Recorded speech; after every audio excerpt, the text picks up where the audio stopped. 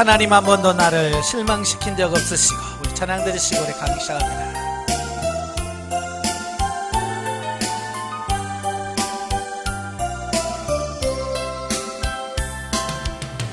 하나님 한 번도 나를 실망시킨 적 없으시고, 언제나 공평과 은혜로 나를 지키셨네.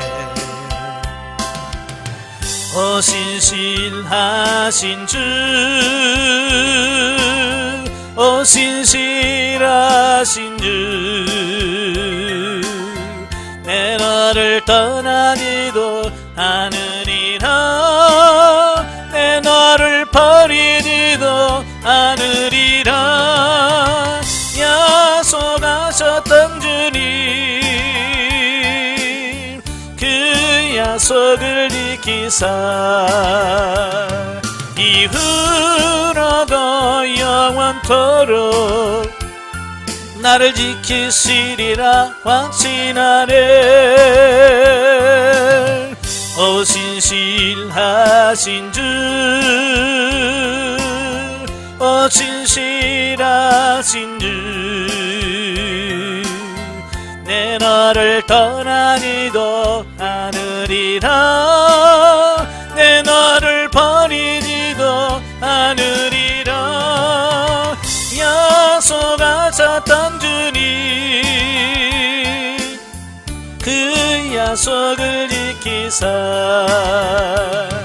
이후로도 영원토록 나를 지키시리라 확신하네. 아멘. 기도하겠습니다. 은혜로우신 아버지 감사합니다.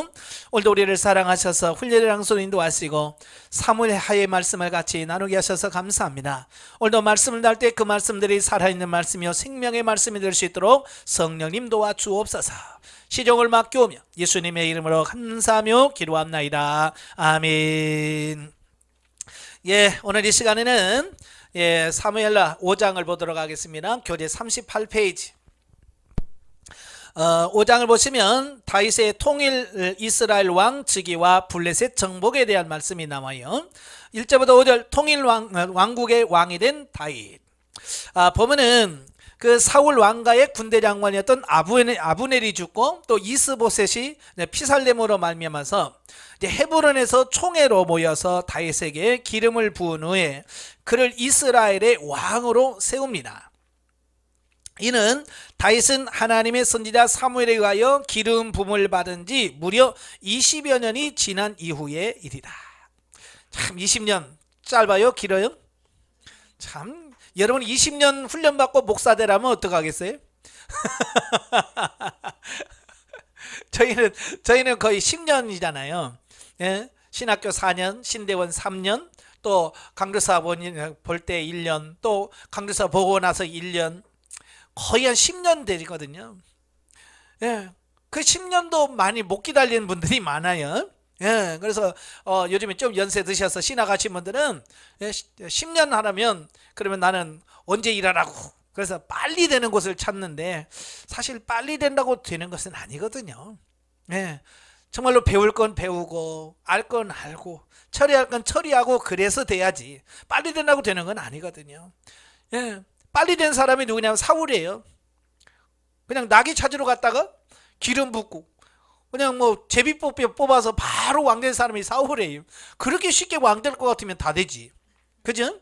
근데 그렇게 되려니까 어때요? 제대로 왕노릇 못 하잖아요. 엉뚱한 짓 하잖아요. 그래서 하나님은 다윗 때만큼은 얘는 늦어도 좀 제발 좀 훈련 좀 시키자 그래가지고요 기름 부어놓고 20년 동안이나 훈련을 시키시는 거예요. 그러니까 다윗은 어때요? 그래도 실수는 했지만, 그죠? 다윗도 사람이 실수하죠. 그렇지만 그렇게 큰 실수하지 않냐고 하나님께 주신 사명을 잘 감당하는 모습을 보게 돼요. 그래서 저는 젊은 사람들에게 그래요. 훈련 피하지 마라. 훈련을 많이 받아라. 훈련을 많이 받아야 결국은 내가 변화되어서 하나님 앞에 그만큼 쓰임받을 수 있다라고 말하거든요. 즉 하나님께서는 다윗으로 하여금 신정왕국의 왕으로서 갖춰야 할 지도자적 소용과 신앙을 쌓게 하려고 무려 20년이나 그를 연단시킨 것이다. 예. 그래서 훈련은 절대적으로 필요합니다. 예, 절대적으로 필요한 거예요. 우리도 훈련 기간이 길다는 것은 그만큼 변화받아야 될 부분이 많다는 얘기를 하고 있습니다. 그러니까 하나님의 능력이 없어서가 아니라 우리가 변화되진, 그러니까 변화가 늦는 우리 때문에 시간이 길어지는 거예요. 아시겠죠? 그러니까 이스라엘 백성들을 출애굽 시켜놓고 광야에서 40년 동안 생활했잖아요. 뭐 하나님의 능력이 없어서 40년 걸린 게 아니잖아요. 그죠? 하나님의 말씀을 따라 순종해야 될 이스라엘 백성들이 훈련되지 않냐고 변화되지 않아서 결국 스스로가 40년을 자초한 거잖아요. 오늘 우리도 마찬가지예요. 네. 시간이 길어진다는 것은, 훈련의 기간이 계속 길어진다는 것은 내가 제대로 훈련을 받고 있지 않다는 어떤 그런 의미겠죠. 훈련을 빨리 받아야 나도 편하고 하나님도 편하고 그렇습니다. 제발 좀 하나님 좀 편하게 좀 만드세요. 예. 그리고 그와 더불어 이스라엘 백성들에게도 인본적 자세를 가진 사울의 멸망과 신본적 자세를 가지고 하나님과 함께한 다윗의 형통한 모습을 보여줌으로써 선민 이스라엘이 앞으로 나아가야 할 방향이 철저히 하나님 중심적인 신정 왕국의 모습임을 가르치고 있다는 겁니다. 사실은 사람들이 경험을 하고 맛을 봐야 알잖아요. 그죠? 그러니까 이스라엘 백성들은 사울이 왕이 돼서 왕노들 할 때와 다윗이 왕이 돼서 왕노들 할 때의 삶을 비교해 보는 겁니다. 그죠? 예, 확실히 비교해 보면 육신 중심적인 삶을 살았던 사울 왕 때와 영 중심이었던 다윗의 그 왕 때의 삶이 확실히 다르잖아요. 확연히 다르다는 것을 백성들로 하여금 인식을 하는 거예요. 아, 그래서 우리도 저 왕처럼 하나님 중심으로 살아야 되는구나, 이걸 보여주는 이런 부분이겠죠. 오늘 우리 목회자들도 그래요. 성도들한테 뭘 보여주겠어요? 예? 부동산 투기해가지고 돈 많은 걸 보여주겠어요? 아니면 뭐 사업을 해가지고 사업 잘하는 걸 성도들에게 보여주면서 신앙생활을 하라고 하겠어요? 그건 할 수가 없잖아요. 우리는 할 수 있는 것은 뭐예요? 내가 하나님과의 관계를 바르게 갖고 영중심의 삶을 살면서 내가 이렇게 누리며 삽니다. 영적인 누림의 모습을 보여줘야지. 그래야 성도들이 저렇게 나도 저렇게 누리고 싶다, 나 저렇게 살고 싶다 라고 해서 스스로가 와서 목사님 어떻게 해야 돼요? 라고 말을 해야 되잖아요. 그죠? 예. 그렇게 보여줘야 돼요. 그 모습을 보여줘야 돼요. 근데 오늘 한국교회 목회자들이 그 모습을 보여주지 못하니까 성도들에게 어떤 하나님과의 관계 속에서 영중심 사는 그런 모습을 보여주지 못하니까 성도들도 갈등하고 고민하고, 에? 맨날 보면 어디 가야 좋은 목사님이 있나, 에? 예, 좋은 목사님만 찾아다니는 거예요. 그래서 요즘에 뭐 성도들 보세요. 맨날 유튜브 뒤지면서 어떤 목사님 설교가 나나 계속 뒤지고 돌아다니는 거예요. 왜? 우리들이 좋은 모습을 보여주지 못한다. 그들에게 어떤 신앙생활이 진짜인지를 보여주지 못한 우리 때문에 그래요. 그러니까 그런 성도 나무랄 게 안 돼요. 우리가 문제인데 뭐. 그렇잖아요. 우리가 문제인데.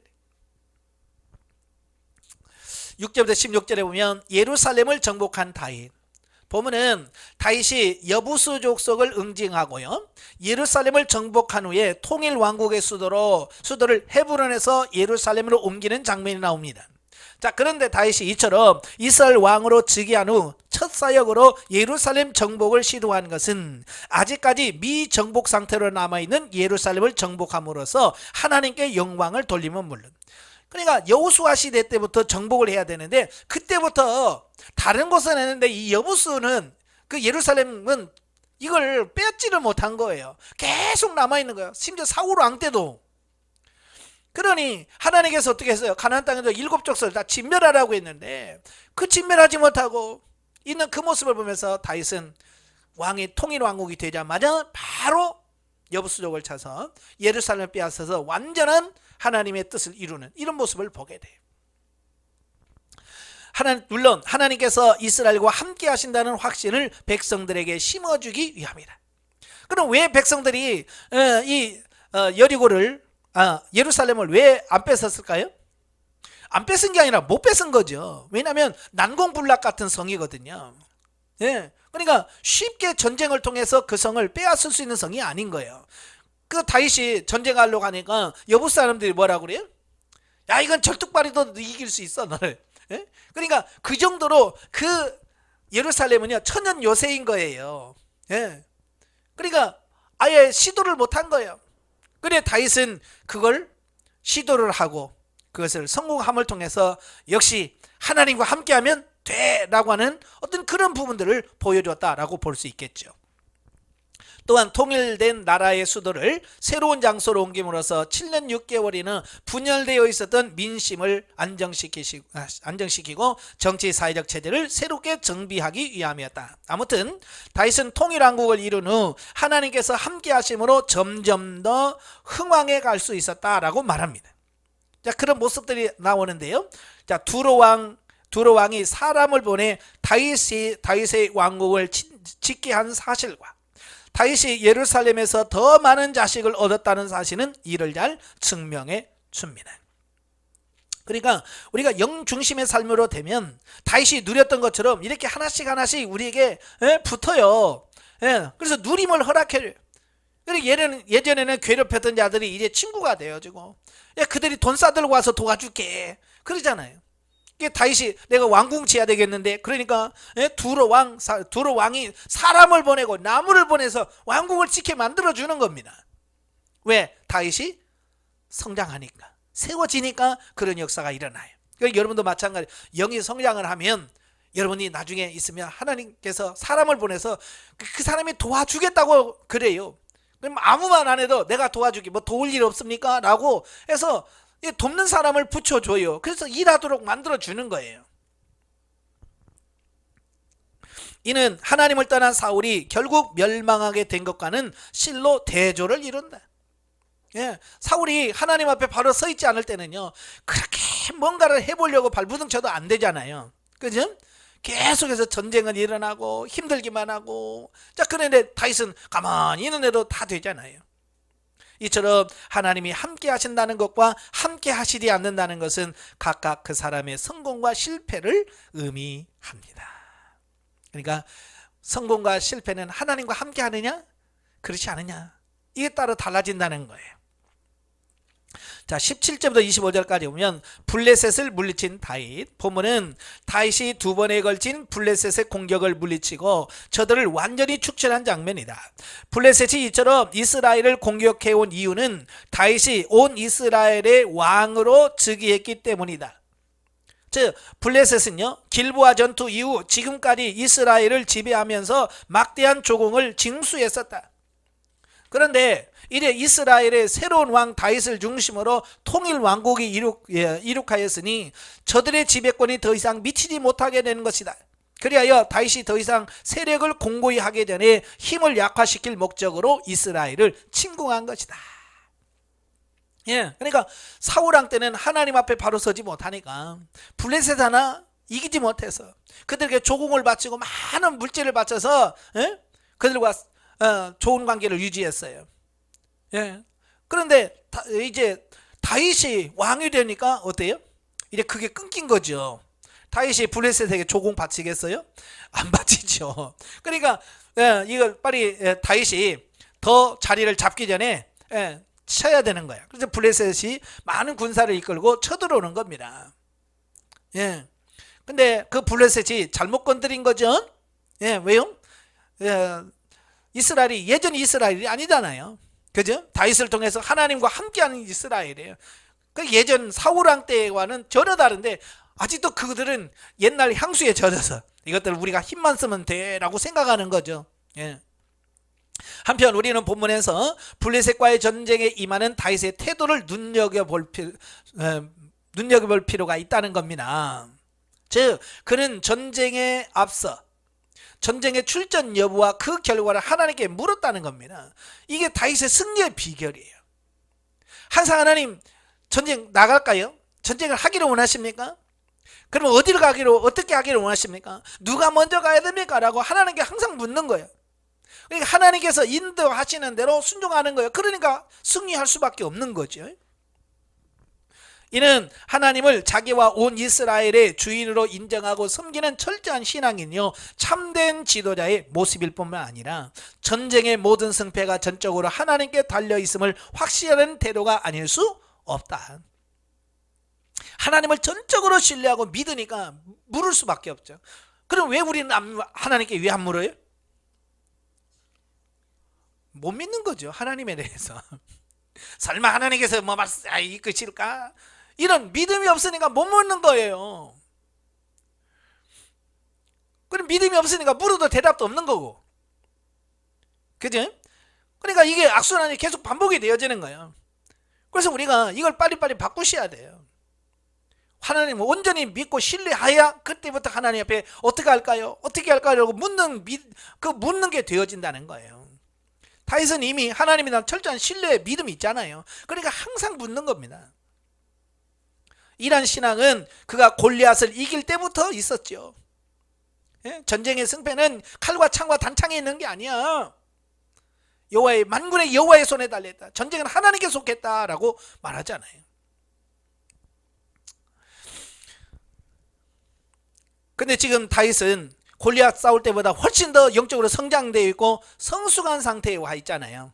예? 영적인 경제, 원숙한 경제에 이르렀음을 보여주고 있습니다. 이거 20년 동안 그가 사울에게 쫓겨다니면서 그 사울에게 붙잡히지 않고 승리할 수 있는 방법이 뭐예요? 하나님, 주님 어떻게 해요? 어디로 도망가요? 어디로 피해요? 예? 이렇게 늘 하나님께 물으면서 그 훈련이 되었기 때문에 이게 가능하다. 이게 훈련에 감사하셔야 되고요. 예? 훈련이 그냥 된 게 아니에요. 다 이유가 있어요. 영적에 봅니다. 이스보셋이 죽은 후에 전 이스라엘 전역을 다스리게 된 다윗은 11아들을 낳게 되고 그들에 의하여 나라가 이어지는데 이는 영적으로 성숙한 자가 영적인 열매를 맺는다는 것을 의미합니다. 유다를 통치하던 바와는 다르게 다윗이 이스라엘 전역을 다스린 것은 우리의 영혼이 육체의 주인이 되어 성령의 인도하심을 따라 온전히 영 중심으로 다스리는 삶을 의미합니다. 예. 그러니까 유다만 다스릴 때는 부분적으로 다스려지고 부분적으로 누려지는 것을 의미합니다. 그러니까 우리가 영성훈련 하다 보면 진리 단계까지만 가면 우리는 부분적으로 누리고 부분적으로 안식을 누려요. 그런데 생명 단계 들어가면 부분적으로 누렸던 그 부분들이 이제는 모든 영역에 다 미치는 부분들을 보거든요. 그러니까 제일 중요한 게 뭐냐? 영적인 성장이에요. 영이 먼저 성장하고 성숙해야 하나님께서 거기에 따라서 세상을 다스릴 수 있는 힘이 나오더라 라고 하는 것을 기억하시길 바래요. 예. 자, 6장으로 가죠. 6장은 이제 다윗의 언약궤 운반과 안치에 대한 부분입니다. 1절부터 11절 법궤 운반과 우사의 죽음. 자, 보면은 다윗이 법궤를 예루살렘으로 안치하고자 하면서 신정 국가의 종교적 기틀을 다지려고 했다는 겁니다. 그러니까 왕궁을 짓고 보니까 자기는 너무 좋은 거예요. 근데 하나님의 말씀이 기란 여아림이라고 하는 저 총구석에 있는 거예요. 하나님의 법궤가. 그래서 하나님을 모셔오고 싶어하는 이런 모습을 보게 돼요. 그러니까 다윗은 굉장히 좋은 의도에서 시작을 하잖아요. 그죠? 법궤 옮겨오는 거 좋은 의도입니다. 그러나 첫 번째는 실패를 하지요. 예, 실패를 합니다. 즉 다윗은 과거 엘리 제사장 당시의 아벡 전투 이후 바알레 유다, 기럇 여아림에 오랫동안 방치되어 있던 하나님의 언약궤를 이스라엘 중심지인 예루살렘으로 옮기고자 했다. 그러나 법궤를 옮기는 도중에 운반 책임자인 우사가 법궤에 손을 대 죽임을 당하게 됩니다. 그래서 법궤는 중도에서 가드 사람 오베데돔의 집으로 옮겨지고 맙니다. 자, 여기서 이제 중요한 것은 뭐냐? 왜 다윗은 그렇게 좋은 동기와 하나님을 향한 열심을 가지고 법궤를 운반했는데 왜 실패했는가? 그걸 우리가 잘 아셔야 돼요. 예? 그 뭐냐? 동기와 목적만 좋다고 되는 게 아니란 말이에요. 그걸 이루어가는 방법도 역시 좋아야 돼요. 아시겠죠? 방법도 이미 성경에서 말씀했잖아요. 예, 법궤를 어떻게 운반하라고 하나님께서 분명히 말씀했잖아요. 법궤는 레위 지파 중에서 고핫 자손들이 어깨에 메어 운반하도록 했습니다. 예, 이 법궤는 사람이 수레나 이런 게 싣는 게 아니에요. 하나님께서 분명히 말씀했죠. 이건 어깨라 메고 운반해라. 하나님의 말씀은 진리라고 그랬어요. 그죠? 그래 시대를 갔다고 해서 시대가 좀 많이 갔다고 해서 그 진리가 바뀌는 게 아니에요. 옛날에 어깨 맸는데 지금은 수레다 싣고 다녀야 된다? 이건 아니에요. 진리는 변함이 없어야 돼요. 근데 다윗은 이걸 잃어버린 거예요. 물론 그 시대는 뭐 법궤를 메고 다닌 적도 없었잖아요. 제일 근래에 법궤를 운반한 것은 블레셋 사람들에 의해서 수레에 싣고 왔잖아요. 그죠? 예, 그것만 한 거예요. 그러니까 다윗도 블레셋 사람이 썼던 방법을 쓰는 겁니다. 새 수레를 만들어서 거기다 싣고 오는 겁니다. 하나님의 말씀이 아니죠. 하나님의 뜻이 아니죠. 하나님의 방법이 아닌 거예요. 그래서 그가 실패할 수밖에 없습니다. 또한 하나님의 법궤에다가 손을 대면 안 됩니다. 봐서도 안 되고 만져서도 안 돼요. 그런데도 다윗은 이를 무시하고 법궤를 수레에다 실었어요. 예. 어깨나 매야 되는데 수레에다 실었어요. 그래서 실패의 원인 첫 번째고. 예. 물론 여기서 이제 우리는 새 수레에 법궤를 실어 운반하려 했던 열심만은 높이 살만하다. 왜냐하면 그 전에 사울왕은 생각도 안 했고요. 그죠? 그 유명한 사무엘도 법궤 운반할 생각도 안 했거든요. 그런데 이 다윗 왕은 하나님을 향한 열심이 특심하기 때문에 그 법궤를 운반해서 그 예루살렘으로 가져오려고 하는 그 마음을 품었다는 겁니다. 그러나 그 어느 것도 하나님의 뜻에 어긋나는 것은 정당화할 수 없다. 그러기에 법궤 운반 계획은 우사의 죽음을 초래한 채 실패로 끝나게 만 것이다. 이러한 사실은 아무리 선한 동기와 열심을 가졌다 할지라도 그것이 하나님의 뜻에 합당하지 않는 방법으로 추진된다면 결코 하나님께서 기뻐하시지 않는다는 것을 교훈해주고 있습니다. 그러니까 우리가 목회하면서 주의할 게 바로 그런 거예요. 예, 내가 봤을 때 좋은데? 예, 내가 봤을 때 좋은 데가 아니에요. 하나님의 뜻이냐, 하나님의 방법대로 하는 거냐라고 하는 부분입니다. 특별히 우리나라 사람들은요, 뭐 꽁 잡는 게 매라는 어떤 그런 가치관을 가지고 있어요. 그러니까 뭐 수단, 방법 이런 거 그리 중요하지 않아요. 뭐만 중요하면 돼요? 결과. 결과만 좋으면 돼요. 그래서 뭐로만 가도 서울만 가면 된다. 어디로 가도 서울만 가면 된다는 어떤 그런 사고방식이기 때문에 그런 사고방식이 목회를 하면서도 그대로 나와요. 그죠? 어떻게하니 숫자만 늘으면 되고 어떻게하니 교회 이렇게 숫자만 늘리면 되고 교회 커지면 인정받고 존경받고 막 그러니까 지금 목회자 중에서 가장 중요한 부분이 그 부분이에요. 내놓아야 될 부분이 바로 그런 부분입니다. 과연 숫자가 늘어나는 것만 하나님께서 기뻐하실까? 이걸 한번 고민해 보셔야 돼요. 내가 지금 목회를 하는데 내가 목회하는 게 정말 하나님의 방법일까? 예, 내가 이렇게 하는 것이 하나님께 기뻐하실까? 이걸 늘 고민하셔야 돼. 목회자들은요. 그걸 안 하면 안 돼요. 그냥 다른 사람들이 이렇게 해서 뭐 부흥했대. 그러면 그래 나도 해야지. 그래서 교회 부흥 세미나 하거나 뭐 이런 데 막 사람 뭐 목회자 미어 터집니다. 우리는 듣지 말라는 얘기가 아니에요. 들어야죠. 들어서 내가 도움받을 게 있습니다. 받아야 돼요. 그러나 정말로 중요한 것은 이게 정말 하나님의 뜻일까? 하나님이 원하시는 방법일까? 라고 하는 분명한 인식을 갖고 해야지. 그렇지 않으면 도리어 실패할 수 있다는 얘기를 하려고 하는 거예요. 그래서 다윗이 정말 하나님께 먼저 물었다면 다른 데는 잘 묻는데 이건 안 물었어요. 그지? 예? 하나님 어떻게 옮길까요? 라고 물었으면 야 성경 봐라 그랬을 거 아니. 그래서 성경 봤으면 아 이건 어깨를 매야 되는구나 라고 했을 거예요. 근데 묻지 않고 하니까 다윗도 실패하게 되는 이 부분을 보게 되죠. 자 12절부터 23절에 보면 법궤에 옮겨진 예루살렘에 옮겨진 법궤 자, 보면은 법궤를 예루살렘으로 옮기려다 실패한 지 3개월 후에 다윗의 재시도가 성공하여 마침내 언약궤가 예루살렘 안치되는 장면이 나옵니다. 이러한 본문에서 우리가 주목해야 될 사실은 다윗이 처음 법궤를 옮기려 할 때와는 달리 하나님의 율법에 따라 법궤를 옮김으로써 성공리에 맞출 수 있었다는 점이다. 자, 처음에는 실패했어요. 왜? 하나님의 말씀대로 안 하는 거죠. 예, 동기와 목적은 다 좋아. 근데 하나님 말씀이 아니에요. 그러면 실패할 수밖에 없는 거예요.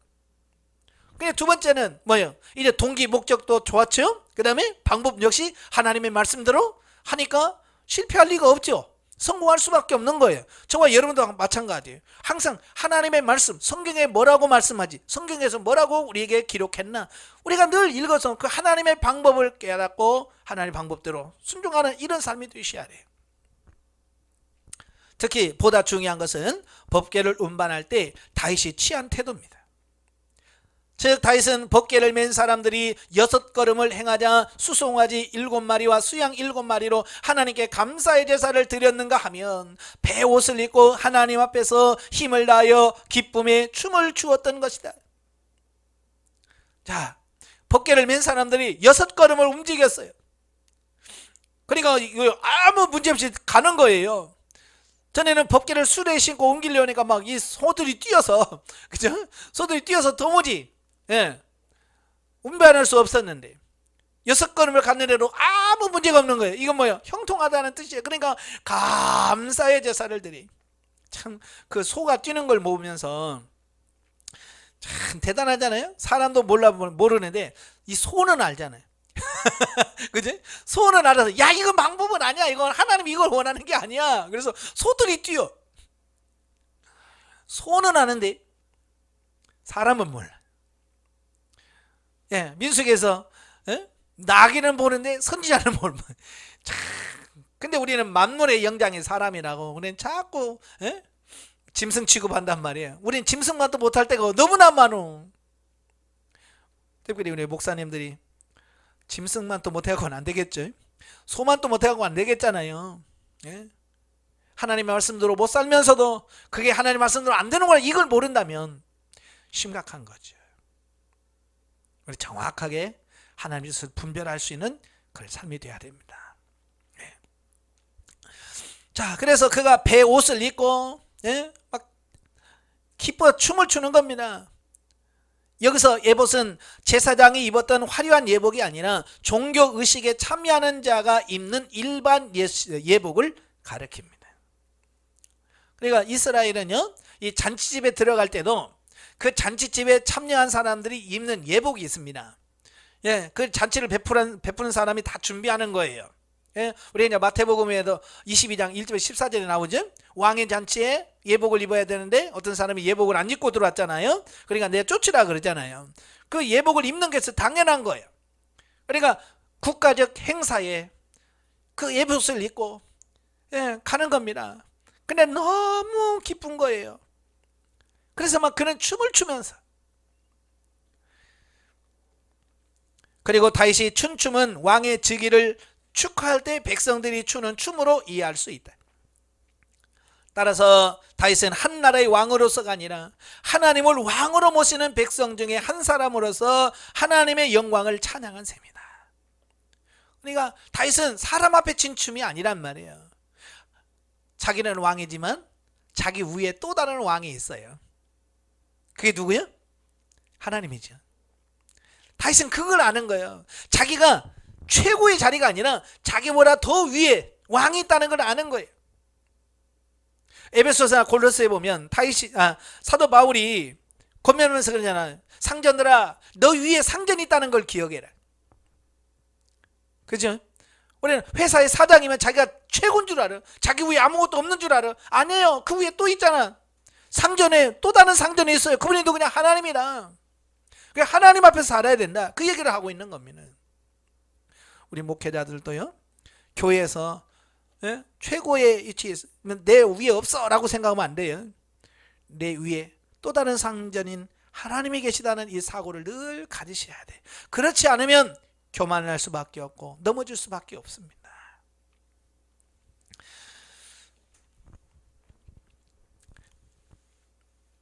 이는 결국 이스라엘의 진정한 주인과 왕이 되시는 하나님을 바로 깨닫고 따르는 신정왕국 이스라엘의 왕 다윗의 바람직한 신본적 자세를 여실히 드러내고 있습니다.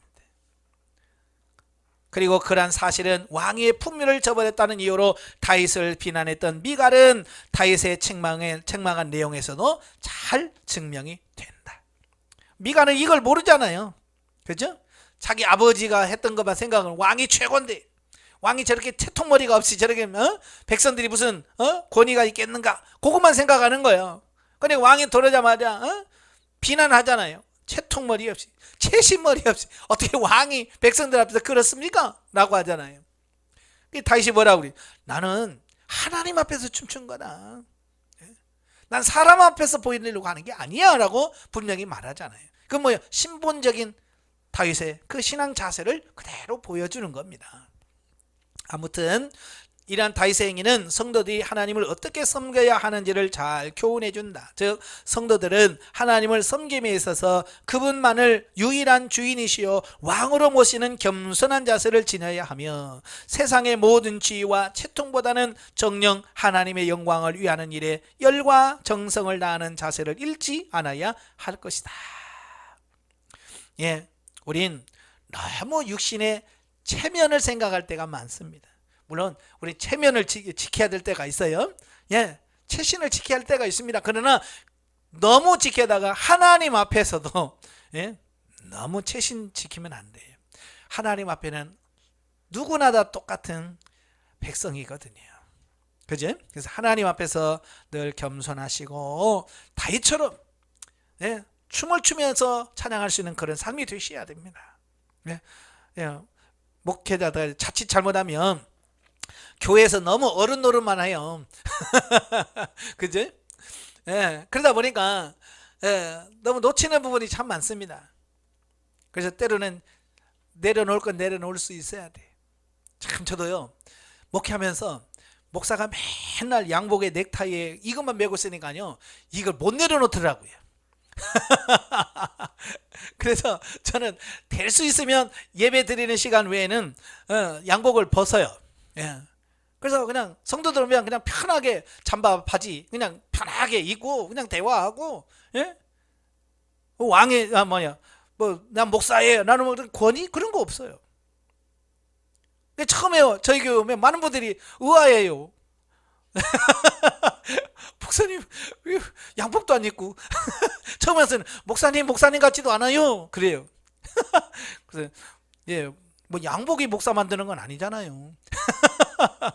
그래서 저도 안양에서 목회할 때 일부러 성도들 오면 그냥 반바지 입고 반팔티 입고 그냥 나가서 서스럼없이 같이 식사도 하고 이래요. 양복 입어야만 목사로 인정하면 그 양복이 목사지. 그렇잖아요. 양복이 목사지 내가 목사 아니잖아요. 그러나 내가 반바지를 입었든 뭘 입었든 나를 목사로 인정하고 나를 섬긴다고 하면 진짜 내가 목사가 된 거잖아요. 그죠? 이게 중요한 거예요. 그래서 목사인 나를 존중하면 내가 양복을 입었든 내가 반바지를 입었든 그게 중요한 게 아니란 얘기예요. 그게 안 되니까 겉으로 꾸며야 돼. 그죠? 그래서 어떤 목사님은 잠자면서도 와이셔츠에 넥타이 메고 주무신대. 왜? 그거 벗으면 목사가 아닌 것 같이 느껴지는 거, 본인 자신도. 참 노예하다 보면 참 등산 가는데 목사님들이 넥타이 메고 와이셔츠 입고 양복 입고 구두 신고 등산 오잖아요. 그래서 그 분들은 양복 벗으면 목사가 아닌 걸로 하는 거 있는 거예요. 그거 벗어야죠. 영적에 보겠습니다. 다윗이 사사시대에 블레셋을 빼앗겼다가 기럇 여아림으로 가져온 언약궤를 다윗성으로 옮기게 된 것은 성도들이 하나님 말씀을 중심으로 자기를 영적으로 완전히 다스릴 수 있는 단계에 들어가는 것을 말합니다. 그러니까 성장하면 말씀이 내 삶의 중심으로 들어오는 이 부분을 비유적으로 보여주고 있는 거예요. 그러니까 우리가 영적으로 성숙하여 하나님의 통치를 받게 되면 성경 말씀이 1.1획도 틀림없이 우리의 삶을 주장하게 된다. 이것을 믿고 경험할 때 하나님의 말씀을 절대적으로 순종할 수 있고 사랑할 수 있는 사람이 된다. 훈련하다 보면 성도들이 그래요. 목사님 요즘에 말씀이 땡겨요. 말씀이 왜 이렇게 좋은지 모르겠어요. 예, 성장하니까 당연히 그런 거예요. 마땅히 그래야 되거든요.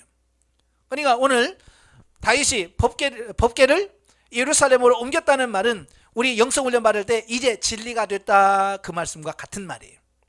그러니까 다윗의 지금까지 훈련을 받아서 이제 다윗이 진리 단계에 들어왔다 라고 보는 겁니다. 아시겠죠? 예. 여러분도 마찬가지예요. 영적으로 성장하면 하나님의 말씀이 읽어져야 되고요, 들어와야 되고 그 말씀으로 사라지는 역사가 나타나야 돼. 그게 진짜 진리거든요. 7장으로 가죠. 다윗 언약 체결과 다윗의 감사 노래. 1절 3절 다윗의 성전 건축 계획.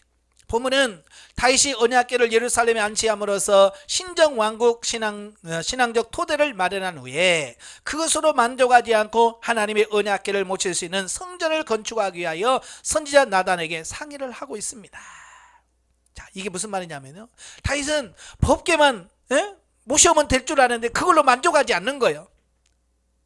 법궤만 모셔도 되는 게 아니라 그 법궤를 모실 수 있는 성전이 지어져야만 된다는 걸 아는 거예요.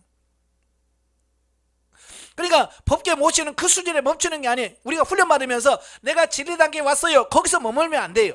어디로 가야 돼요? 생명 단계로 가야 돼요. 그걸 지금 여기서 비유하고 있는 겁니다. 그러니까 다윗은 그 진리 단계에서 만족하지 않는 거예요. 어찌하든지 생명 단계에서 내가 신령한 집으로 세워져서 하나님과 동행하고 하나님과 함께하는 그 삶을 더 사모하고 추구하는 겁니다. 오늘 저와 여러분들이 영성을 해나면서 그래요.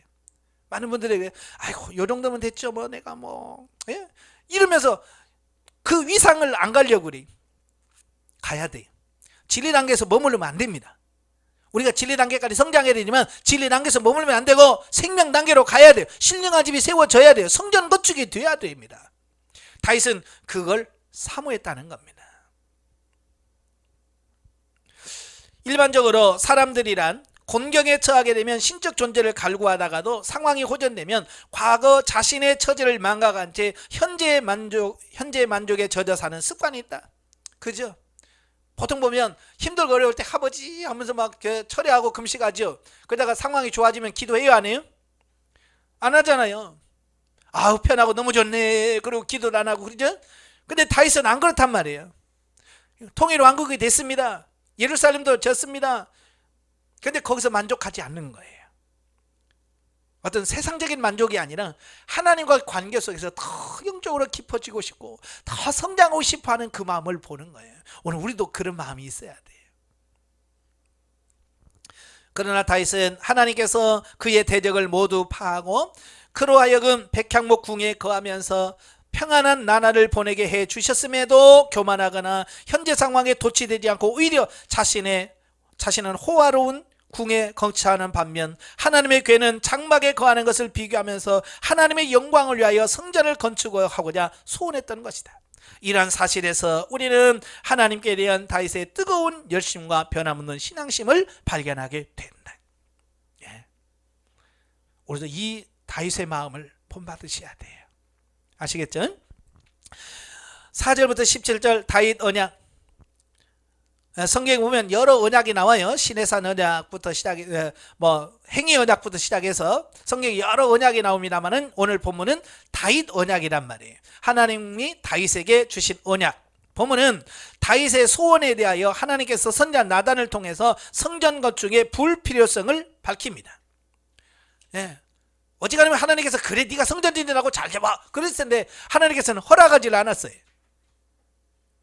도리어 다윗 당대의 이스라엘의 안정과 번영을 누리게 될 뿐만 아니라 다윗 왕조가 끊어지지 아니하고 영원히 지속되리라고 하는 다윗 언약을 세워주셨다라고 하는 겁니다. 자, 하나님의 뜻대로 살려고 하니까 하나님이 뭐예요? 먼저 우리를 챙겨주시고 우리를 먼저 세워주시는 이런 모습을 보게 돼요. 너희는 먼저 그의 나라와 그 의를 구하라. 그리하면 이 모든 것을 너희에게 더하시리라. 순서가 중요하다는 얘기예요. 순서가. 예, 그래서 하나님께서 그에게 성전 건축은 허락하진 않으셨어요. 왜? 아직 하나님의 때가 안 이루어졌거든요. 그래서 허락은 안 해. 그렇지만 하나님께서 그에게 영원히 그의 왕조가 끊어지지 않을 것을 언약을 해 주셨죠. 자, 그러면 왜 하나님께서 그렇게 짓겠다고 하신 다윗에게 허락하지 않았을까? 이유가 있지만 첫째는 뭐예요? 다윗에게 특별한 부적적 사유가 있어서라기보다는 다윗은 군인으로서 피를 너무 많이 흘렸기 때문이며, 그죠? 예, 평화의 왕인데, 평화의 왕을, 하나님은 평강의 왕이신데 다윗은 군인으로 시작했잖아요. 그죠? 예, 골리앗부터 시작해서 계속해서 끊임없이 전쟁을 쳐서 수많은 사람을 생명을 너무 많이 흘린 거예요. 자, 그래서 그는 성전을 짓는 데는 부적합하다는 얘기예요. 두 번째로 근본적인 이유는 하나님 자신이 한정된 공간에 제한받지 않으시는 자신의 무소부재하심을 깨닫게 하고자 하셨다라고 하는 사실이에요. 예. 다시 말하면 하나님은 어디 성전이나 이런 데다 가둘 수 있는 분이 아니잖아요. 그죠? 사람들은 어디 건물을 줘놓으면 거기다가 하나님을 가다 놓으려고 해요. 그런 속성을 가지고 있어요. 그래서 하나님은 야, 내가 어떻게 성전 안에만 머물냐? 나는 안에 계신 곳이 없다. 나는 무소부재, 안 계신 곳이 없어. 그냥 그것을 가르쳐 주려고 하는 거거든요. 즉 하나님께서 자기 백성에게 요구하시는 것은 눈에 보이는 화려한 성전이 아니라 당신을 진정한 마음으로 예배하는 것임을 교훈하기 위해서만 그렇다. 하나님의 의도가 있어서 그런 거예요. 다시 말하면 건물만 짓고 거기에 가서 앉아 있다고 다 된 것이 아니라, 그게 예배가 아니라는 겁니다. 진정한 예배자로 우리가 세워지는 것이 더 중요하다라고 말씀해 주고 있습니다. 오늘 우리도 목회자로서 놓치기 쉬운 부분이 그거예요. 많은 목회자를 만나면 교회 건축이 내 목적이라고, 내가 어떻게든 이 교회 건축 안 하고 난 하나님 앞에 가려한다고. 예, 교회 건축하는 게 나쁜 거 아니에요? 예, 나쁜 건 아니에요. 그러나 분명한 것은 뭐냐, 하나님이 원하는 게 과연 건물일까? 그죠? 하나님이 정말 건물만 원할까? 아니란 얘기예요. 이스라엘이 뭐 성전 안 지어서 망한 거 아니잖아요. 바벨론을 망할 때 성전이 없어서 망한 게 아니잖아요. 성전이 있지만 성전 안에서 제대로 예배다운 예배 삶이 안 나오니까 그런 거죠. 오늘 우리도 마찬가지예요. 우리가 진정 하나님 앞에 예배다운 예배가 드려져야 돼. 진정 예배자가 돼야 돼, 우리가. 근데 그 예배자가 안 되면 그 예배는 의미가 없다는 얘기예요. 특별히 우리 목사님들이 중요한 게 바로 예배자. 자칫 잘못하면요, 목사 자신은 예배자가 아닌 것으로 생각해요. 예배를 인도하는 예배 인도자로만 생각을 해요. 그래서 자기는 은혜 받을 생각을 안 해요. 그래서 어떻게 설교를 잘할까? 어떻게 찬양을 잘할까? 여기만 생각을 해요. 마치 뭐 가수나 배우들이 나와가지고 앞에서 쇼하듯이 그렇게 하려면 안 되는 거예요. 제일 중요한 게 뭐냐? 목사는 예배자다. 인도자이기 전에 나는 예배자다. 그 의식을 갖는 게 제일 중요합니다. 아시겠죠? 그래서 그 의식이 빠지면 안 돼요. 한편 하나님께서 다윗과 맺으신 언약의 핵심은 다윗 가문의 영원한 왕권을 보장하는 것이었다. 이는 이미 오래전부터 예언되었듯이 유다 지파 출신인 다윗의 후손들이 육적 이스라엘의 왕권을 계수로 보유할 것이라는 약속이었다. 예, 창세기에서 49장에서 이미 야곱을 통해서 유다의 홀이 떠나지 않을 것이라고 했거든요. 홀은 뭐예요? 왕권을 의미하는 거예요. 이미 야곱을 통해서 약속했어요. 그러기에 비록 이후 유다 왕국의 왕들이 패역하고 범죄하였을지라도 하나님께서는 사울 가문의 왕권을 폐하셨듯이 다윗 왕조를 폐하시지는 않은 것이다. 또한 다윗 언약은 궁극적으로 다윗의 혈통에서 날 메시아께서 영적 이스라엘이라는 영원한 왕권을 행사할 것을 의미합니다. 예, 북이스라엘은 왕이 7번 왕조가 바뀌어요. 왕이 죽고 새로운 왕이 생기고 이게 9번이나 생깁니다. 그러나 남유다는 그렇지 않아요. 물론 아달랴 사건 때 꺼질 뻔했죠. 예. 그러나 하나님께서 6개월밖에 안 된 요아스를 숨겨놓으시고 그를 왕되게 하셔서 왕위를 잇게 하셔서 끊어지지 않게 하셨어요. 하나님은 신실하시게 자기의 약속을 지키시고 언약을 지키셨다는 사실이에요. 근데 사실 이 다윗과 맺은 언약은 단순히 그것만 맺은 게 아니라 결국 예수 그리스도와 연결이 되는 거예요. 예. 영원히 끊어지지 않겠다라고 하는 말은 예수 그리스도가 만왕의 왕으로서 우리의 완전한 왕이시다, 이것을 우리에게 보여주는 부분입니다. 자, 18절부터 29절은 다윗의 감사기도. 자, 본문은 하나님으로부터 언약을 수여받은 다윗이 하나님께서 자기에게 베푸신 은혜에 감사함은 물론 과거 하나님께서 이스라엘 베푸신 은혜에 대하여 감사하고 더 나아가 하나님께서 자기에게 약속한 모든 것이 이루어지기를 간구합니다. 자, 여기서 중요한 것은 본문은 철저히 하나님 중심적인 다윗의 신앙을 잘 보여주고 있습니다. 즉 다윗은 자기의 소원이 하나님에 의하여 거절되었음에도 불구하고 일말의 불평과 원망을 내지 않고 도리어 하나님께서 약속하신 미래의 축복에 대하여 기뻐하고 감사했다는 겁니다. 여러분, 이건 쉽지 않아요. 하나님 앞에 하나님 제가 성전 짓겠습니다. 하나님, 야 성전 짓지 마로. 만약에 여러분이 그렇게 한다면 여러분 어떻게 하겠어요? 많은 사람들이 삐져요. 왜 하려는데 왜 못하게요? 삐져. 이거 삐질 일이 아니잖아요. 하나님의 나라는 하나님이 알아서 하시는 건데, 그러니까 왜 자기 소원 안 들어준다는 거지? 우리 그럴 수 있어요. 그러면 안 됩니다. 소원을 이루고 안 이루고 하나님 뜻이죠. 예. 그래서 우리도 내 기도가 응답이 안 된다고 해도 우리가 조금 하나님의 뜻에 순복할 수 있는 이런 삶이 되셔야 돼요. 그래, 많은 분들이 그래요. 어떤 분은 그분은 이제 평신도인데 열심히 전도해서 이제 교회 나갔어요. 근데 이제 교회 잘 나가냐고 물어봤더니 안 나가요 그러더라고. 아니 왜요 그랬더니 아이 뭐 교회 가서 기도해도 뭐 응답도 안 해주고 막 그래서 뭘 기도했는데 회사 잘 되게 해달라고 기도했는데 회사가 안 됐대. 회사를 작은 회사를 운영했는데 회사가 좀 잘 되게 해달라는데 회사가 잘 안 됐다는 거야. 그래서 내 기도도 안 들어주고 나 이제 교회 안 가요 나가 그랬대. 참 그런 사람이 있어요. 믿음이 없으니까 평신도니까 그럴 수 있다고 칩시다. 목회자가 그러면 안 되겠죠. 그죠?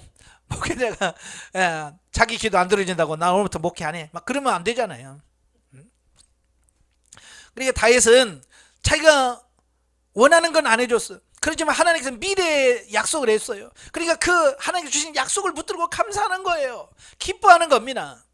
그리고 끝까지 자기의 뜻을 관철하려고 하기보다는 하나님의 뜻 앞에 자기 자신의 뜻을 꺾고 하나님의 말씀이 그대로 성취되기를 기원했다 그 말이에요. 참 사람 고집 셉니다. 하나님이 아니라고 그래도 아니요 내가 기어코 하겠습니다. 그런 사람 얼마나 많은지 몰라. 교회 짓지 마라, 교회 개척하지 마라 그래도 어때요? 기어코 합니다. 네. 참 이게 하나님의 뜻대로 해야지 자기 고집대로 하는 게 아니잖아요. 그러니까 자격 없는 사람들이 하고 준비되지 않은 사람들이 하고 그래서 얼마나 지금 어려워요. 그래서 우리가 좀 하나님의 뜻에 순복하고 하나님의 뜻에 좀 잘 따르시는 그런 목회자가 되어야지 않겠는가. 자, 그런 생각을 해요. 예. 이는 실로 하나님의 주권에 철저히 순복하는 신앙적 자세가 아닐 수 없다. 이것이 다윗의 어쩌면 최고의 장점이라고 할 수 있어요. 예? 자기 뜻을 내려놓고 하나님의 뜻에 맞추는 겁니다. 이게 하나님의 절대 주권에 순복한다는 거예요. 여러분도 그렇게 하시길 바라요. 기도하시면서 하나님이 아니라 그러면 네 하고 빨리 내려놓을 수 있어야 돼요. 영적이 뭐죠? 하나님의 전을 건축한다는 것은 이스라엘의 완전한 회복과 진정한 하나님의 통치 존립을 의미합니다. 성전을 세우는 것은 하나님의 뜻과 섭리로 되어지는 것으로 우리가 영적으로 성숙한 삶을 살면서 성전을 지을 기회를 주실 때 가능한 것으로 성도의 심령 성전의 건축도 전적인 하나님의 은혜로 가능하다라는 것을 보게 됩니다. 근데 세상에서 우리가 눈에 보이는 교회를 건축하는 것도 하나님께서 허락하셔야 돼요. 그죠? 예, 하나님께 허락하셔야 돼요. 신령한 건축을 하는 것도 말이에요. 신령한 성전으로 내가 신령한 집으로 지어지는 것도 하나님께서 허락하셔야 돼요. 훈련하면서 그렇더라고요. 훈련 받았다고 다 끝까지 가서 신령한 집을 짓고 누리는 사람이 있냐? 중간에서 포기한 사람, 떨어져 나간 사람, 그런 사람 너무 많은 거예요. 그걸 보면서 뭘 느끼냐면, 야, 이거 마음대로 안 되는구나. 저는 훈련을 받을 사람 전부 다 생명당에 들어가서 내주 내지하고 신령한 집의 건축이 하나님과 동행하는 이 삶을 목표로 강의를 하고 상담도 합니다만은 아무리 해도 안 되는 사람은 안 되더라고요. 그걸 보면서 이거 마음대로 되는 게 아니구나. 이것도 하나님께서 허락하셔야만 되는구나. 그러니까 저도 억지로 이 훈련을 해서 뭐 부흥시키려고 막 숫자 늘려보려고 안 해요. 이것도 하나님께서 허락하셔야만 되는 거니까. 단지 저는 최선을 다할 뿐이에요. 8장으로 가지요. 다윗 정복 사업 및 행정 조직 정비. 1절 14절 다윗의 정복 사업. 보면은 다윗 언약 이후에 블레셋, 모압, 소바, 아람, 에돔, 다 이스라엘 주변에 있는 나라들이죠.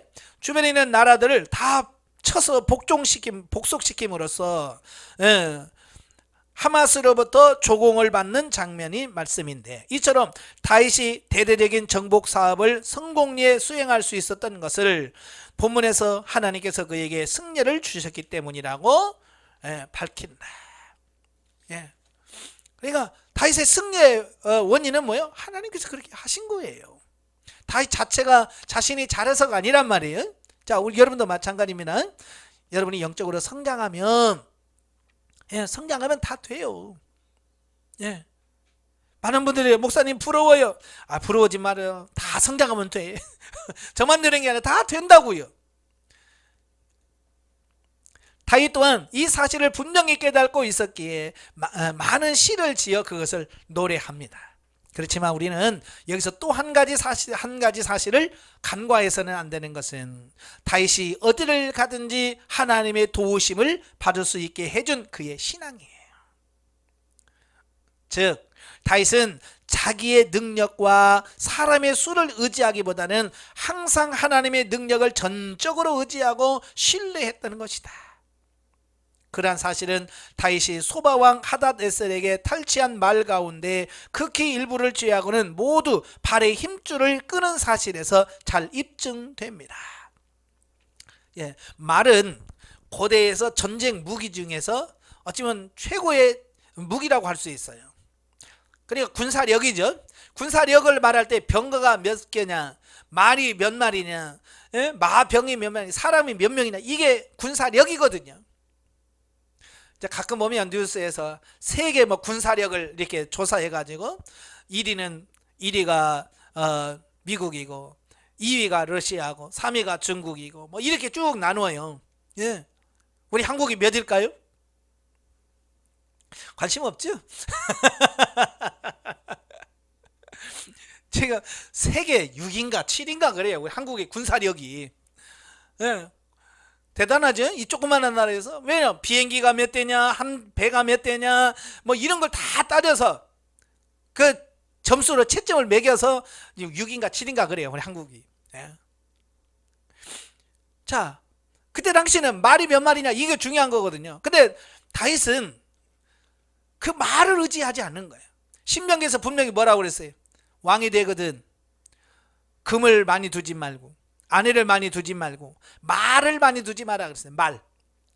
말은 전쟁 무기예요.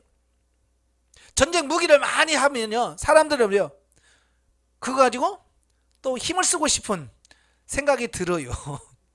그죠? 그래서 하나님은 아예 내가 지켜줄게 너.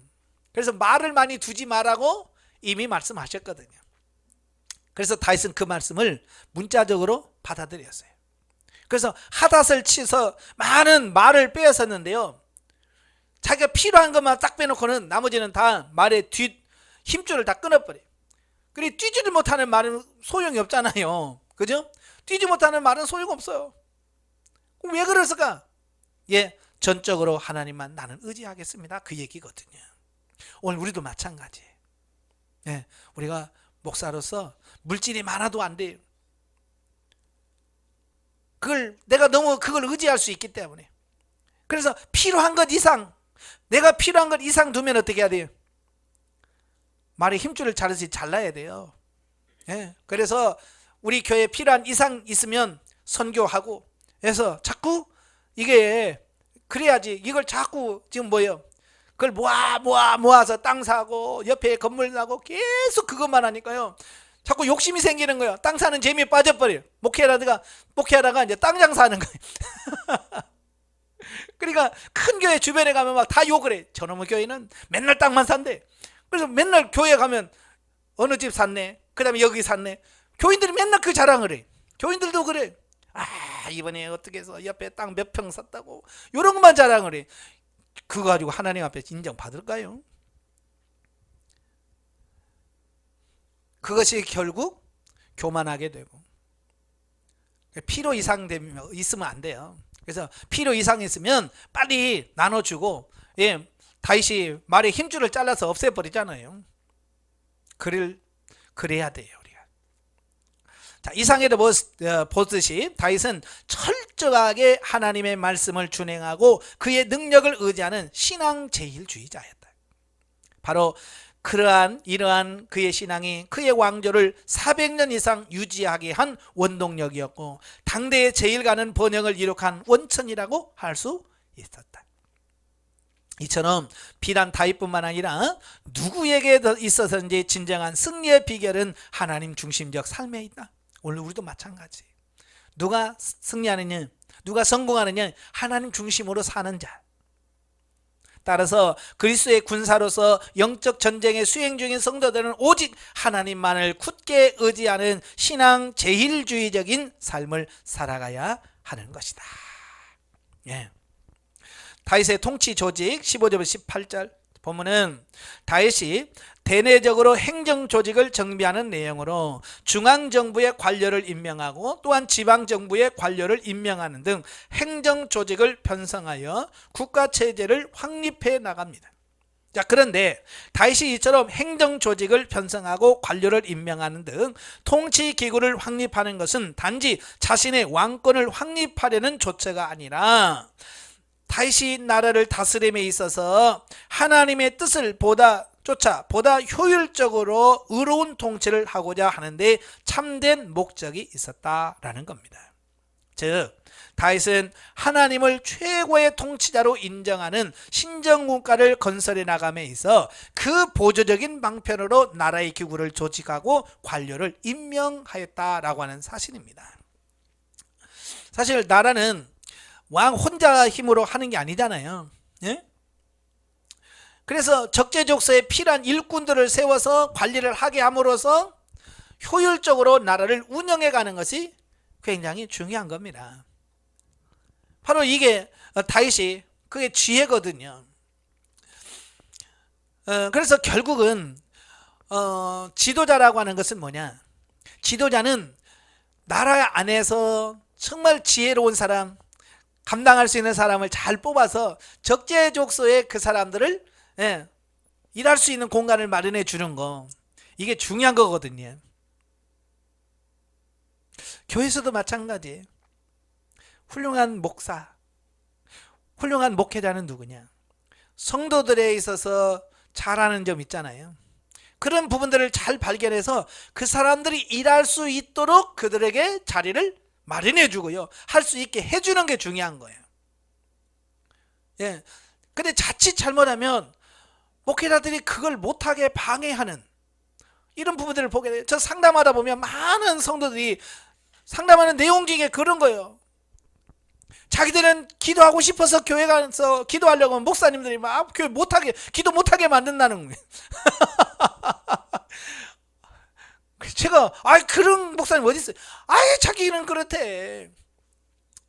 교회 가서 방언하면 그 다음날 틀림없이 그런데요. 알아듣지도 못하면 말 가지고 기도한다고 그러지 말고 알아듣는 말로 하라고. 예? 마귀 방언 받아가지고 막 그런다고 막 친다는 거예요. 그러니 정말로 속 터질 노릇이잖아요. 목회단 하면 어떻게든 성도들이 기도할 수 있는 환경, 그렇죠? 기도할 수 있는 환경을 마련해주고 어떻게든 기도하도록 이렇게 이끌어주고 이렇게 해야 되지. 기도 못하게 하고. 네? 그래서 성도들이 뭐라고 하냐, 우리 목사님은 소방수래. 그래서 우리 회장 그러니까 우리가 기도해서 불 붙일 만 하면서 꺼버린대. 여러분 그런 말 들으시면 안 됩니다. 여러분들은 방화범이 돼야 돼. 방화범. 불 붙여주는 성령의 불을 붙여서 미지근한 성도들이 불을 붙여서 뜨거워지게 하고요. 하는 영적으로 막 살 수 있도록 불을 붙여주는 그런 삶이 돼야 돼. 불 끄는 자가 되면 안 됩니다. 그래서 우리가 교회에서 이 조직을 어떻게 잘하느냐, 참 저도 이게 참 문제더라고요. 이 성도들이 차라리 없으면 괜찮아. 근데 조금 늘어나면요, 이게 이제 조직을 해야 되잖아요. 기관들 조직하고 막 이런 거 할 때 참 어렵더라고요. 진짜 어렵더라고요. 내 맘대로 안 되더라고요. 그래서 참 인사가 만사다라고 하는 말을, 사람을 어떻게 세우느냐에 따라서 일이 잘 되고 안 되고 결정이 되어지는 것을 보게 돼요. 그래서 여러분도 기도를 좀 많이 하시면서 목회하십시오. 그래서 필요한 자리에 필요한 일꾼을 세울 수 있는 그런 삶이 되게 해달라고. 자, 오늘날에도 국가조직은 백성을 위하여 공의를 실현하기 위해 하나님께서 허락하신 제도다. 이건 사람들이 모이면 조직을 해야 돼요. 왜냐? 그래야 이걸 이끌어 가죠. 크든지 작든지 교회는 조직을 해야 돼요. 그러한 의미에서 나라의 모든 관료는 백성의 주인이 아니라 심부름꾼이요, 하나님의 청직에 불과하다. 관료가 백성의 주인이 되면 안 돼요. 관료가 주인이 되면 안 돼요. 왕이 주인이 되면 안 되고요. 백성들이 백성들을 주인으로 섬기고 관료가 심부름꾼이 되어야 돼요. 그래야 돼요. 목사도 마찬가지예요. 성도들을 열심히 섬겨야 돼요. 열심히 섬겨야 돼요. 근데 너무 섬기다 보니까 성도들이 또 이제 아예 의뢰껏 이제 섬김을 받으려고 하더라고요. 그래도 괜찮아요. 상은 누가 받아요? 섬김 받는 사람이 상 받는 게 아니야. 섬기는 사람이 하늘나라에서 큰 자라고 그랬어요. 목사님 섬김 받아서 뭐 할 거예요, 그거? 그렇잖아요. 섬김 받아봐야 상은 없어져요. 상만 없어져. 섬겨야 돼. 열심히 성도들 섬기십시오. 밥도 많이 사주시고, 그래서 같이 봉사하시고 섬겨주십시오. 처음에는 모를 거예요. 그러나 성장하면 그게 얼마나 좋은지, 아니면 떠나고 난 다음에 알아. 그때 당시는 몰라. 근데 떠나고 나면 그때가 좋았어요. 그렇게 된단 말이에요. 그게 좋지요.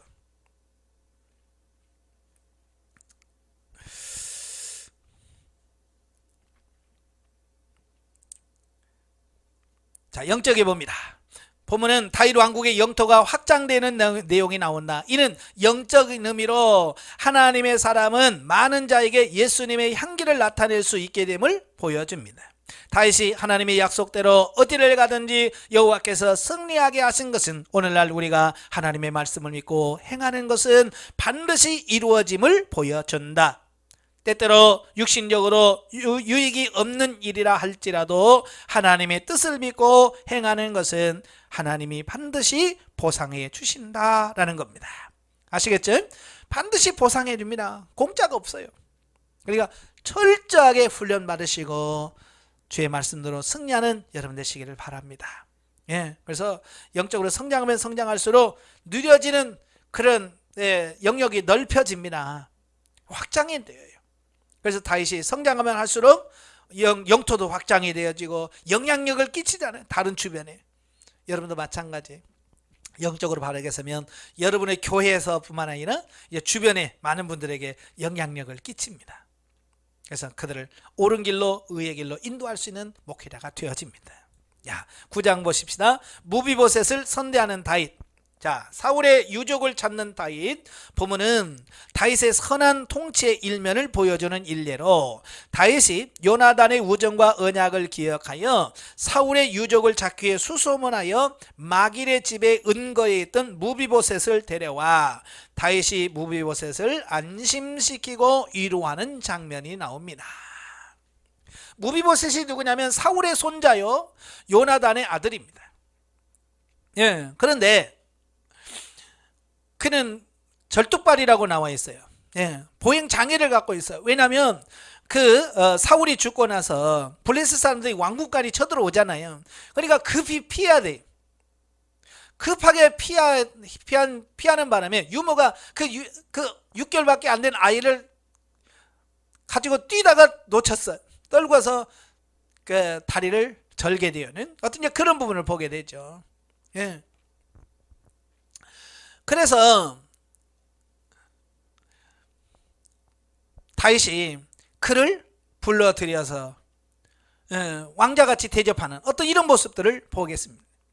사실 찾아서 다윗이 야 데려와라 얼마나 두려웠을까요? 이 무비보셋은 다윗의 마음을 모르잖아요. 그죠?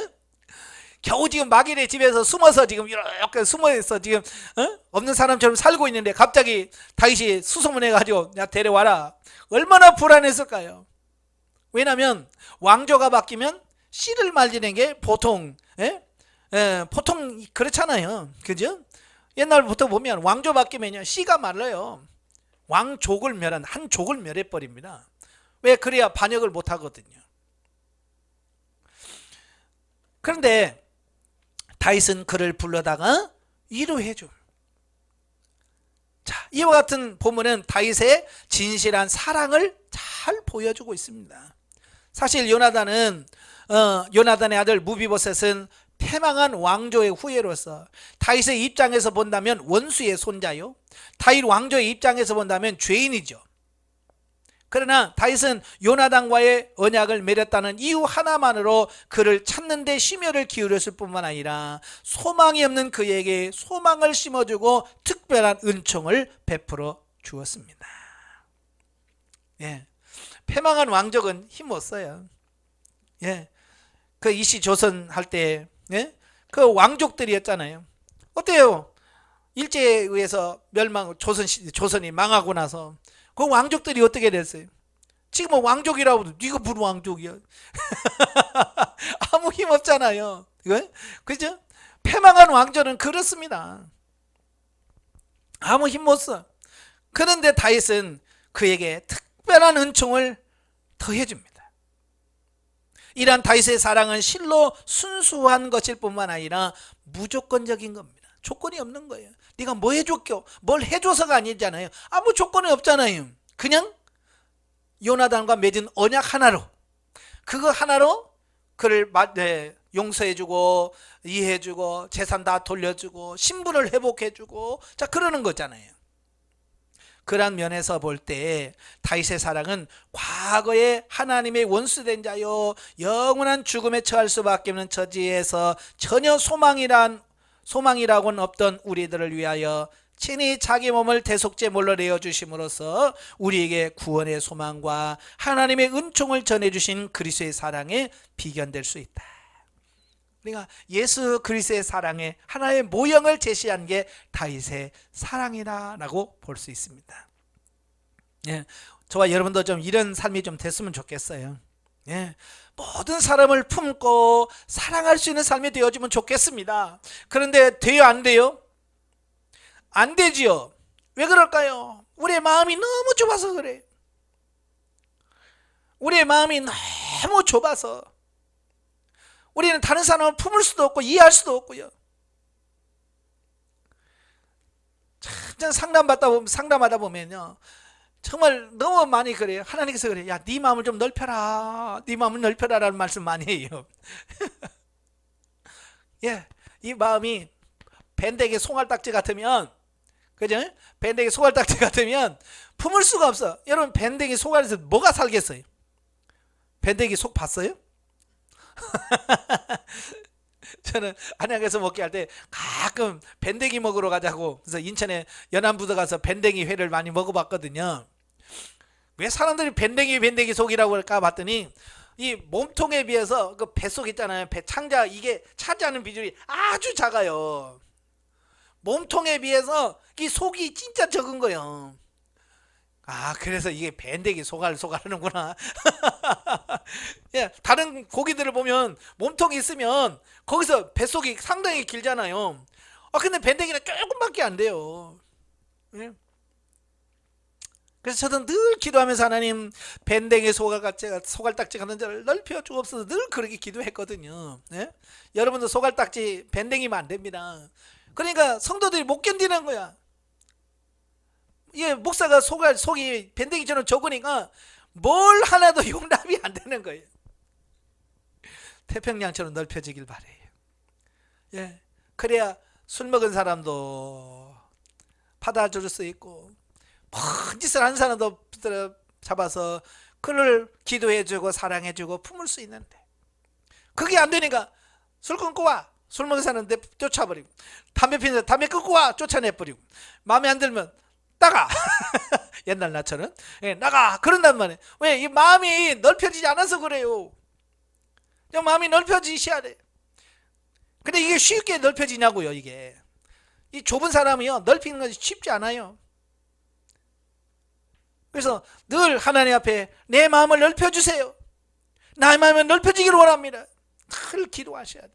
그러면 하나님께서 여러분의 마음을 넓혀주기 위해서 이제 작업을 해가셔요. 파트너를 붙여주십니다. 그래서 여러분을 마음을 쫙쫙 찢어 놓을 사람을 붙여주셔요. 그래서 와서 여러분의 마음을 막 핥힙니다.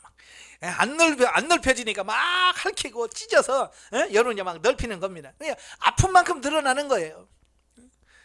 그냥 알았다 하나님께서 마음 푹 넓혀주면 얼마나 좋겠어요. 나는 그럴 줄 알았어요. 네 마음이 좁느냐, 내가 너 마음을 태평양처럼 넓어주리라. 이랬더니요, 내가 그 파트너를 통해서 고통받고, 그 고통 중에 찢어진 것 막 아픈 만큼 넓혀지더라고요. 아시겠죠? 그러니까 많이 고통을 받으면 많이 넓혀지고, 그 고통을 안 받으면 안 넓혀져. 그 왜 많은 목회자들이 속이 안 넓냐? 하나님께 그냥 그걸 못 견뎌하는 거예요. 하나님께서 마음 넓히려고 누구 파트너 붙여주면 쫓아내버리고, 넓힐 생각 안 하고 자꾸 쫓아내버리니까 이게 넓어질 기회가 없는 거예요. 이제 마음을 넓히시길 바래요. 예, 마음이 넓혀져야 돼요. 한편 무비보셋은 다윗의 은혜에 대하여 깊은 감사와 함께 자신을 다윗 앞에서 죽은 개로 표현하는 등 겸손한 자세를 잃지 않았다. 이러한 자세는 하나님의 은총과 그리스도의 사랑을 입은 자들이 하나님 앞에서 취할 마땅한 자세라 하겠다. 예, 다윗이 불러서 갔습니다. 그러니까 하나님은 죽은 개 같은 죄가 뭐길래 그러잖아요. 무슨 자기가 어떤 존재라는 걸 알잖아요. 만약에 거기 가서 내가 말이지 왕족이고 막 그랬다고 하면 다윗이 뭐라고 했겠어요? 이런 버리장머리 없이 그렇게 될 거 아니에요. 그렇지 않아요? 근데 무비보셋은 가서 겸손하게 죽은 개 같은 자에게 무슨 은혜를 이렇게 베풉니까? 라고 자기를 완전히 낮추니까 다윗이 그를 더 높여줘 버리잖아요. 너는 오늘부터 왕자처럼 왕국에서 먹고 나와 같이 하리라. 갑자기요, 예? 숨어 살던 사람이 갑자기 왕궁에 들어가서 왕자의 대접을 받고 사는 사람으로 바뀌어지는 거예요. 왜? 겸손하니까. 오늘 저와 여러분도 겸손해지셔야 돼요. 겸손할 때 하나님 들어 쓰십니다. 예, 9절부터 13절 무비보셋을 선대한 다윗. 보면은 다윗이 무비보셋에게 옛날 사울이 소유했던 모든 것을 되돌려주는가 하면, 그로 하여금 왕궁에 거하면서 왕의 식탁에 참여할 수 있는 특권까지 주어집니다. 이는 다윗이 무비보셋에게 베푼 사랑이 단순한 말이 아닌 진실한 것임을 보여주고 있습니다. 예, 말과 혀로 사랑하면 이게 아니에요. 오늘 많은 사람들이 말로만 사랑한다고 그래.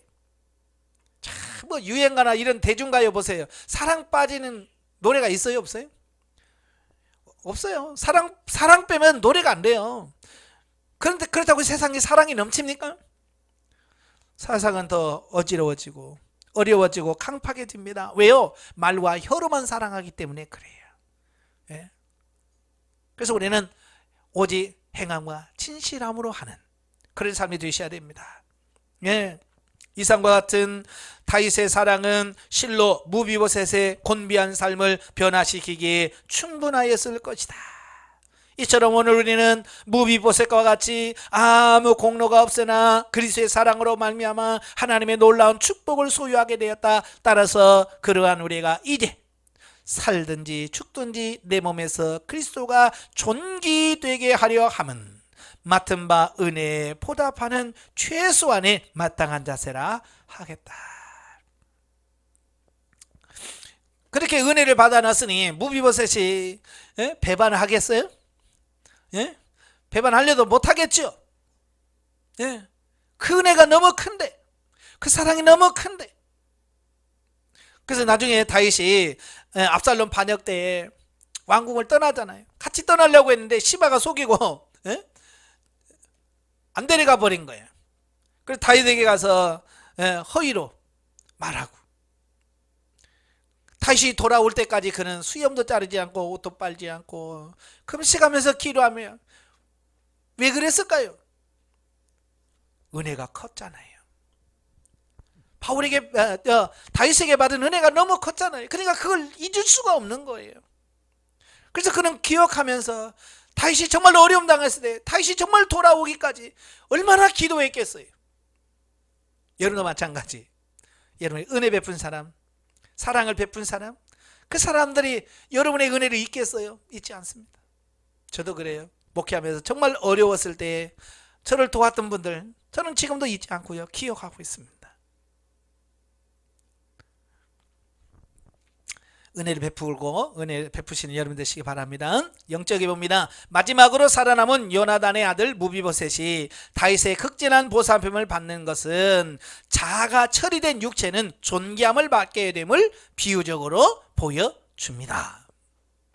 자, 그러니까 영성을 받을 때는 처음에는 육체 자아를 막 쳐서 몸을 치잖아요. 그죠? 몸을 쳐서 복종시킵니다. 그런데 이제 생명 단계에 들어가서 깊은 단계에 들어가게 되면 이제 이 육체가 변화돼요. 아까 말한 몸의 구원이 일어났죠. 그래서 죄만 짓던 몸이 하나님의 말씀을 뜻대로 사라지는 몸으로 바뀌어요. 그러면 이제는 이 몸이 단순한 옛날 죄 짓던 그런 몸이 아니라 하나님이 거하시는 성전이 돼요. 내 몸이, 육체가. 그래서 존귀하게 되어진다라고 하는 거, 이걸 비유적으로 보여주고 있습니다. 그러니까 이 성경을 쭉 보면 단순한 역사 기록인 것 같은데 역사 기록 속에서 이런 영적인 진리들이 숨겨져 있어요. 그러니까 우리가 눈이 열려서 이런 부분들을 보셔야 이렇게 깊은 뜻이 있구나. 근데 그걸 못 보니까 그냥 우리는 이거 그랬네, 그냥 넘어간단 말이에요. 이런 눈이, 보는 눈이 열리기를 주님으로 축원합니다. 기도하겠습니다. 은혜로우신 아버지 감사합니다. 오늘도 사랑하셔서 사무엘의 말씀을 같이 상고하게 하셔서 감사합니다. 정말 다윗이 일평생 하나님과 동행하며 하나님께 묻고 주의 말씀대로 순종하며 또 사랑을 베풀므로 모든 사람의 인정을 받았던 것처럼 오늘 우리도 하나님 앞에, 사람 앞에 인정받을 수 있는 우리가 될 수 있도록 성령님 도와주시옵소서. 예수님의 이름으로 감사하며 기도합나이다. 아멘. 하나님께 드립니다.